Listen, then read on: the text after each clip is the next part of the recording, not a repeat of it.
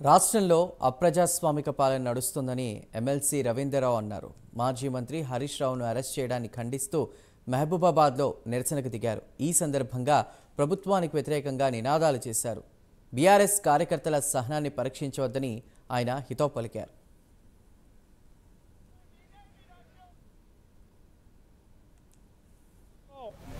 BRS నేతల అక్రమ arrest నిరసనగా మహబూబాబాద్ జిల్లా కేంద్రంలో ఇవాళ నిరసన దీక్ష కార్యక్రమం చేపట్టడం జరిగింది. చాలా తీవ్రమైన చర్య నిన్న హైదరాబాద్లో జరిగింది. ప్రజాస్వామ్య విలువలకి ఈ తెలంగాణ ప్రభుత్వం, రేవంత్ రెడ్డి ప్రభుత్వం ఏ రకంగా తిలోదకాలు ఇచ్చిందనడానికి ఇంతకు మించిన నిదర్శనం మరొకటి లేదు. పబ్లిక్ అకౌంట్స్ కమిటీ చైర్మన్గా ప్రతిపక్ష నాయకుడికి అవకాశం ఇస్తారు. దానికి సంబంధించి హరీష్ రావు గారు నామినేషన్ ఇస్తారు. అరికప్పూడి గాంధీ గారు నామినేషన్ కూడా వేయలే. అరికప్పూడి గాంధీ గారు తానే స్వయంగా నేను కాంగ్రెస్ పార్టీలో చేరాను అని చెప్పారు. కాంగ్రెస్ కండువా కప్పుకున్నారు. ఆయన ప్రకటించారు.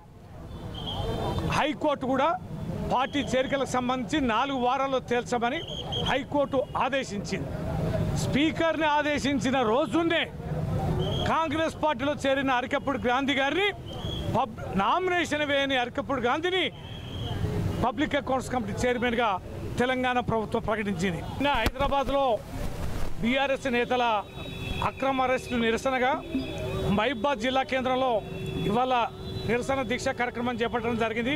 చాలా తీవ్రమైన చర్య నిన్న హైదరాబాద్లో జరిగింది. ప్రజాస్వామ్య విలువలకి ఈ తెలంగాణ ప్రభుత్వం, రేవంత్ రెడ్డి ప్రభుత్వం ఏ రకంగా తిలోదకాలు ఇచ్చిందనడానికి ఇంతకు మించిన నిదర్శనం మరొకటి లేదు. పబ్లిక్ అకౌంట్స్ కమిటీ చైర్మన్గా ప్రతిపక్ష నాయకుడికి అవకాశం ఇస్తారు. దానికి సంబంధించి హరీష్ రావు గారు నామినేషన్ ఇస్తారు. అరికప్పూడి గాంధీ గారు నామినేషన్ కూడా వేయలే. అరికప్పూడి గాంధీ గారు తానే స్వయంగా నేను కాంగ్రెస్ పార్టీలో చేరాను అని చెప్పారు. కాంగ్రెస్ కండువా కప్పుకున్నారు. ఆయన ప్రకటించారు.